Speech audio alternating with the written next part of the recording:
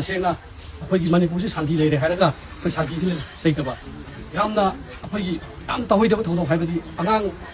तुम्मगा लेजरिबा इमुंग अमदा कोकी मिलिटेंट सिंगा खापथरकना अखोई यामना नुवाइतब थौदो मोइ लेखिदे सुमा लेखिदबा इमुंग मनung सिदा याहंगा नुवाइतबा मोइ ओइबा यामना शॉपिंग ओइबा अमका इमुंग मनungdi अरागदा संगजरी लोइना मसी पालिबा सरकार सेंटरदसु बीजेपी सरकार स्टेटदसु बीजेपी सरकार बीजेपी ने तौगिदिस करियो अहमद ममांगा अखोई मणिपुरदा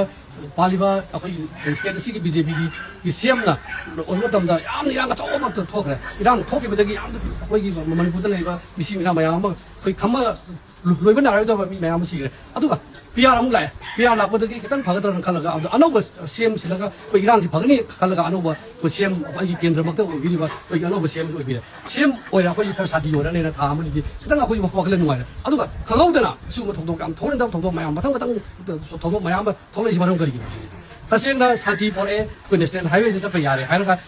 खरब मोंदि यारिनोबा फरेदे नेशनल हाईवे चप यारगदि अखोई ट्रस्ट लेतबगिदे अखोई खाजबा अमगी मखादा चतबने हाइन हाइबिदेने कोई सीएमना अदुगा इमुंगदा तुमगा लेरबा इमुंगदा सिरबसिगा करब ट्रस्ट लो आई हंगेरि को क्वेश्चन से कोई मणिपुर की गवर्नमेंट की पालिबा सरकार सीएम दाइन हंगेरि क्वेश्चन से इमुंगदा तुमगा लेरिबा आगांग चिंग सिरबसु करब ट्रस्ट लो नेशनल हाईवे दा चप याबा यादबा दिना ट्रस्ट लेतबदि चतबने हाय सिना करब मोंगी ट्रस्ट लो सिगुंबा थौदोक्सि यामना नुवाइते मखल मखल थौदोक मयाम थौरपसे खिदना नतना अखोई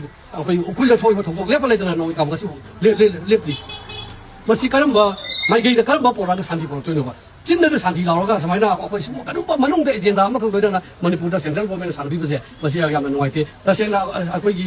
सेंसस की बतांग जोइगम हाइजेगे तसेंना सेंसस अखोई मणिपुर गवर्नमेंट की ऑनरेबल सीएम सेंसस मतम म लेप्रेको अदुगा सीएम की नॉलेज याउदना चोरसाबुगी डीसी की मखादा सेंसस की नोटिस होरक्तना सेंसस हौरने हाइजेगरि पालिबा सरकार सी सेपरेट पीरबसिनेबा खुद चोरसाबुदना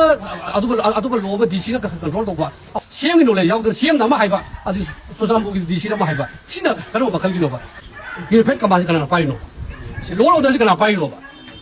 सिगी थौदोक से हदना जन सुम थोक तारगदि करिनोबा साथि याजि करिनोबा अदो यामना मुन्ना अमतन अथुबा मतमदा हजि कोकी मिलिटेंट सिंग दु फाबिरो अदो मियाम सिनबियो करिबा सिनदबा तारगदि सिदगी हेना साथिबा याम साथिबा अखोई कम्युनल की चोबा हेना हाना दे हेना साथिबा मुना लापे सि हारगाय थमजगे उदना अथुगिदा कोकी मिलिटेंट सिंगना तापैबा